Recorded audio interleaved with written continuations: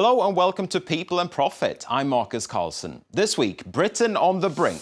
As the world's fifth largest economy prepares to vote on EU membership, we look at the divisions among Britain's 5.4 million businesses. The Swiss solution: could Switzerland provide a model for Britain in the case of a Brexit? Plus, contagion concerns. Which other countries have the most to lose from a British EU departure? First, though, the debate over whether or not Britain should leave the EU has been divisive and damaging. Sterling and stocks have been battered by uncertainty over how the British people will vote. Brexit supporters say the UK economy would be free from European red tape, but their critics say it would lead to unprecedented uncertainty, and the Bank of England, the IMF and other organisations warn about a potential recession. But where does business stand? Let's take a listen now to executives from both sides of this debate. About the future investment that is our real concern, because that investment can go anywhere in the world. What is important for the Airbus Group is that we remain globally competitive.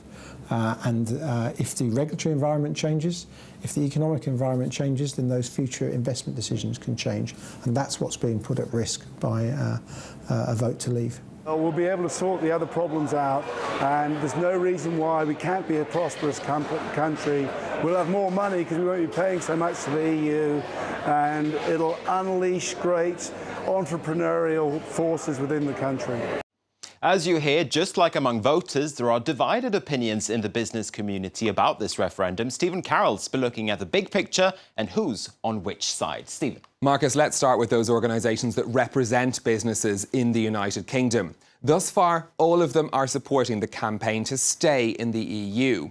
Within those bodies, though, there are varying levels of support. The Federation of Small Businesses and the British Chambers of Commerce both say the majority of their members who want to remain is quite slim. Turning now to individual companies. Back in February, the bosses of 36 companies that make up the FTSE 100 Top Flight Share Index signed a letter supporting the Remain campaign.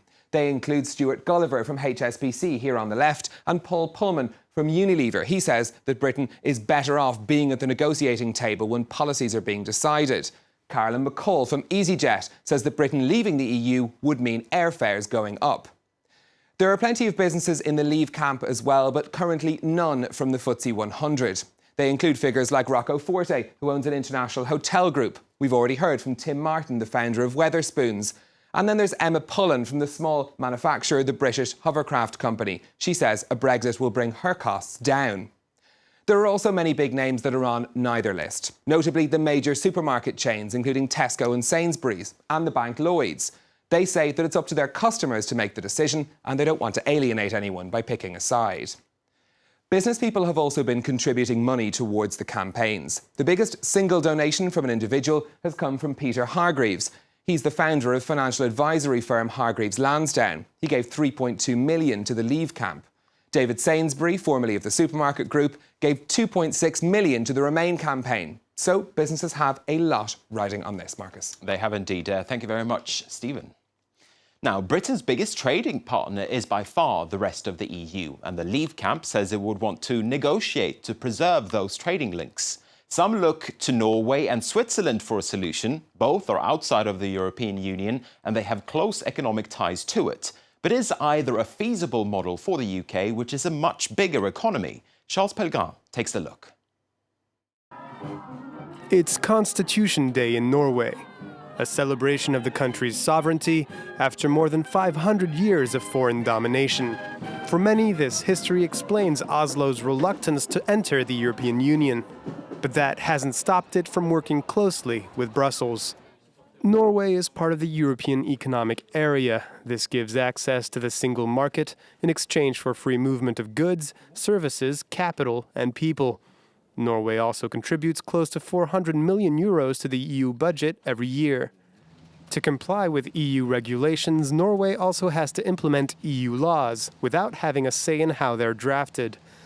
But for the country's Minister of European Affairs, that's the price to pay for access to an essential market. Up to 70 to 80% of all the exported goods from Norway go to the EU market.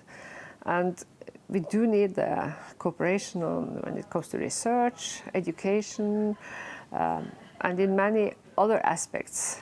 Switzerland's relationship to the EU is similar, with one key difference: it's not part of the EEA. Instead, it negotiated its own series of bilateral trade deals, a long and complicated process. If you look at Switzerland's relations with the EU, you can see that it took around 10 years to sign and ratify the first bilateral agreements package, so 7 agreements. And so it was a long process, it was cumbersome. In case of a Brexit, the UK's Treasury estimates that finding a trade agreement would take over 15 years. And in spite of these bilateral deals, Switzerland still contributes financially to the EU budget, just like Norway. All in all, it appears that if a Brexit were to lead to a Swiss or Norwegian scenario, the UK would still be heavily tied to the European Union. The UK is the world's 5th largest economy, and it has extensive trading and investment links. And while there are warnings that Britain may pay an economic price for a Brexit, other countries too are expected to feel the impact. Ireland is the most at risk, according to Standard & Poor's, which has come out with a Brexit sensitivity index. Malta, Cyprus, Luxembourg and Switzerland complete the top 5. Let's talk more about this sensitivity index now with Frank Gill from Standard & Poor's. First of all, Frank, thank you very much indeed for speaking to us. Talk us through why Ireland is at the top of your list and this index. Well, Ireland, unlike all the other countries, has a 500-kilometre-long land border with the UK, and for that reason has extremely large export exposures to the UK. Ireland is also a very open economy. So by definition, being open, exports for Ireland exceeds the size of its GDP. So about 12% of their GDP would be exports to the UK alone.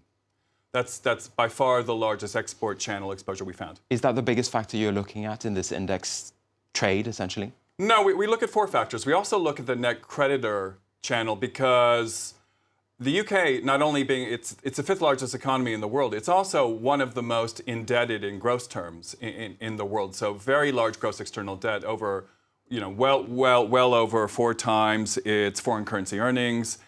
And a lot of that comes to the financial sector, and Irish claims on the UK financial services sector are also very substantial, as are other financial centres like Switzerland, like Malta, like Cyprus, where just the business model means they have very high assets in the UK. Is that the common denominator in the top 5, so to speak, that those countries are financial centres? Yes, they're small, they're open, and they're financial services centres. Are there any economies that could actually gain from a Brexit? Is there any signs, or are there any signs that investment flows, for instance, could be redirected from the UK to other countries? Are there any potential winners? Well, I think the one sector in the UK which is probably most obviously at risk from a decision to leave the EU would be the financial services sector, which is a very large employer in the UK. It's a very large contributor to the Treasury in terms of public receipts. And if the UK were to leave the EU, it would lose passporting rights, which give it the right, give foreign banks domiciled in the City of London rights to on-sell to Europe. That's an enormous market which other financial centres like Paris, like Dublin, like Frankfurt would certainly like to have a piece of. So you could see a displacement of FDI out of the City of London into centres like Dublin. Big US investment banks. You're already hearing some murmurings along those lines already. Going back to the potential losers, what about Europe's big economies? The Italys, the Frances and the Germanys. How will they feel a pinch, potentially, from a Brexit? Right. Well, again, being larger economies, an economy like France in particular is less open.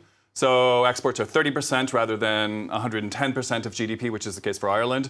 So, and French exports to the UK, around 2% of French GDP, very substantial exposure, but relatively small compared to a place like Ireland or even Cyprus. Germany, again, the financial services exposures, just as in the case of France, the FDI exposures are substantial, but not nearly as large as the percentage of the very large GDP in Germany compared to a smaller economy.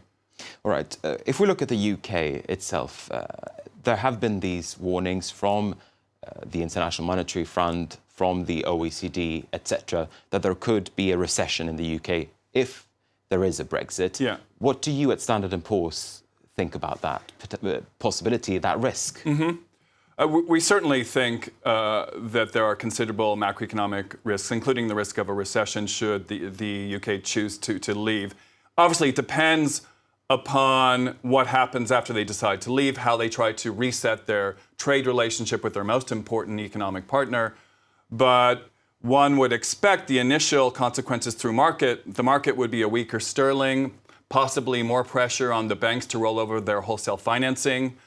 This could push up funding costs for the banks. It could ultimately trigger a correction in the housing market in the UK, which would certainly weigh on demand. I mean, most people in the UK own their properties. If property prices came down, it could really depress consumption, investment. So it's very difficult to predict these things. Actually, economists aren't particularly good at this.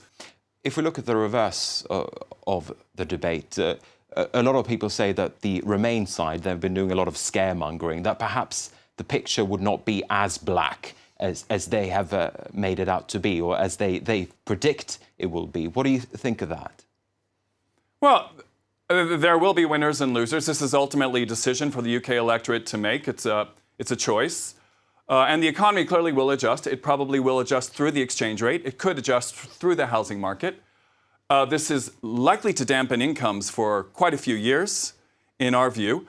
But again, some sectors like agriculture, maybe some non-financial services could potentially benefit from this. All right. Frank Gill from Standard & Poor's, thank you very much indeed for speaking to us. Thank you. Now, we've reached the end of this People and Profit. Get in touch if you have any comments for the show. You can get in touch with us on Facebook, or you can tweet me at MarcusF24. Thank you for watching, and see you next time.